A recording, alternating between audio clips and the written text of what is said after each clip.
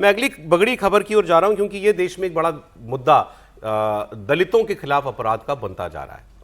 हरियाणा के एक senior IPS अफसर वाई पूरन कुमार, इन्होंने खुदकुशी कर ली।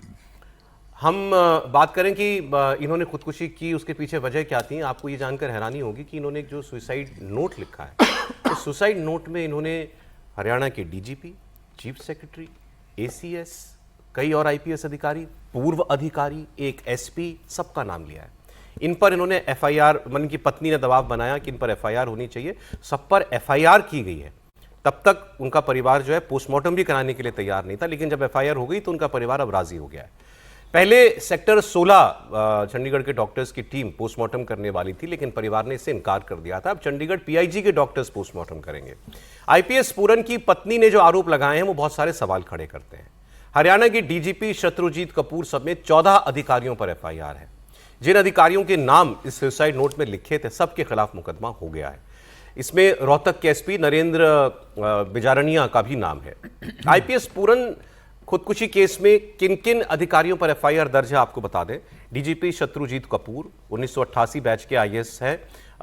टीवीएसएन प्रसाद, पूर्व एसीएस राजीव अरोड़ा, पूर्व DGP Manoj Yadav, PK Agarwal, 1995 batch के IPS Sandeep Khirwar, ADGP Amitabh Dhillon, Sanjay Kumar, 94 batch के आईपीएस कला रामचंद्रन, करनाल रेंज के एडीजीपी माटा रवि किरण, 99 बैच के आईपीएस सिबास कविराज, 2000 बैच के IPS Pankaj Jain, IG Madhuban Kulwinder Singh, SP Rohtak Narender Bijarnia. अब खबर यह भी आ रही है कि हरियाणा के डीजीपी शत्रुजीत कपूर पिछले 2 दिनों से अपने ऑफिस नहीं गए हैं। कल मुख्यमंत्री से मिलने के लिए उनके आवास वो गए थे, लेकिन बिना कुछ बोले वहां से वो चले गए। तो ये भी चर्चाएं चल रही थी, क्या डीजीपी को हटाया जा सकता है। अब मामला क्या है, इतने सारे अधिकारी एक व्यक्ति की प्रताड़ना क्या कर रहे थे, क्यों कर रहे थे। वाई पूरन कुमार ने मंगलवार को अपने घर में साउंड प्रूफ बेसमेंट में अपनी सर्विस गन से कनपट्टी पर गोली मारकर आत्महत्या कर ली।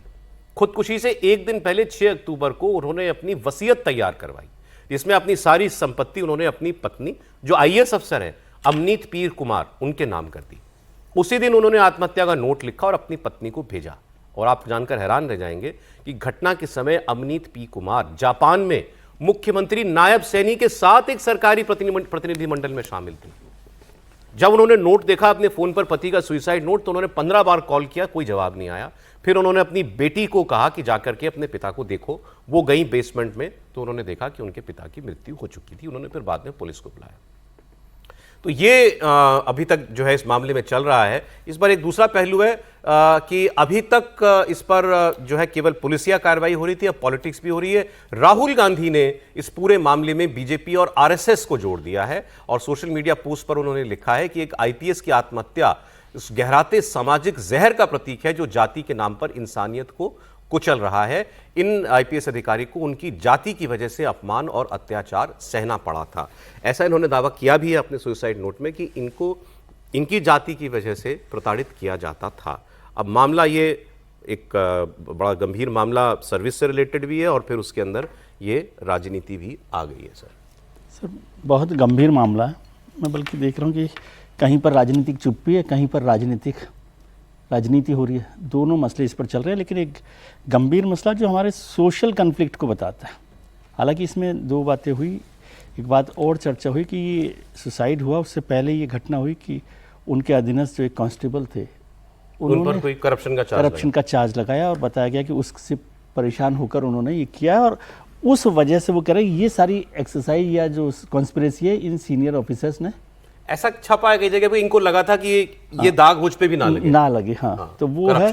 और कॉन्स्पिरेसी ये हो रही है कि भाई एक दलित ऑफिसर को इस तरह से किया जा रहा है। सोशल सिस्टम में हम लोग अक्सर देखते हैं कि छोटी छोटी बातों पर छोटे छोटे शहरों में, कस्बों में लगातार घटनाएं होती है, लेकिन एक सीनियर आईजी रैंक का ऑफिसर है वो। हाँ, और उनकी वाइफ भी आईएएस हैं। वो आपने ठीक कहा कि जापान में थी चीफ मिनिस्टर के साथ दौरे पर जब उनको ये खबर मिली, और उन्होंने अपने जो सर्वेंट थे या जो भी सर्विस में थे उनको बोला था कि मैं नीचे जा रहा हूँ साउंड उसमें बेसमेंट में, किसी को मत भेजना। तो जब वो वहाँ बेसमेंट में उन्होंने सुसाइड किया तो उनकी बेटी वहाँ पर आई थी, जो वहाँ मौजूद थी घर पर। तो उसने उसको मना कर दिया बेटी को कि भाई, उन्होंने मना किया साहब ने, अभी मत जाइए।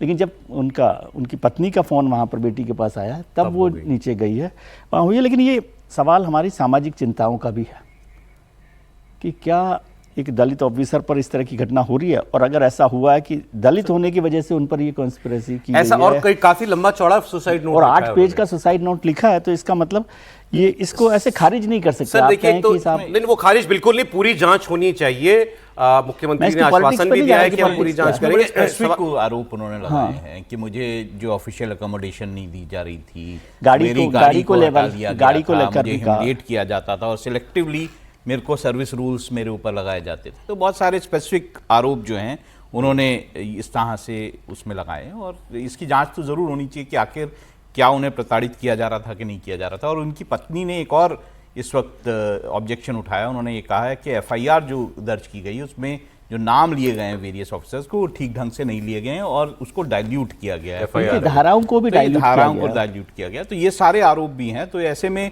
ये मैं जरूर है ये कि समझना जांच आपसे होनी ये चाह रहा हूँ, आपने शायद वो पूरी उसको केस को देखा है कि सर आईजी रैंक का अफसर, कई साल की सर्विस होगी, कम से कम 18-20 साल की तो सर्विस होगी। 20 साल की होगी, अभी 20 साल। 33 तक उनका था सर्विस। 20 साल की सर्विस जो आदमी दे चुका है, वो इतने सारे अफसरों पर चार्ज लगा रहा है।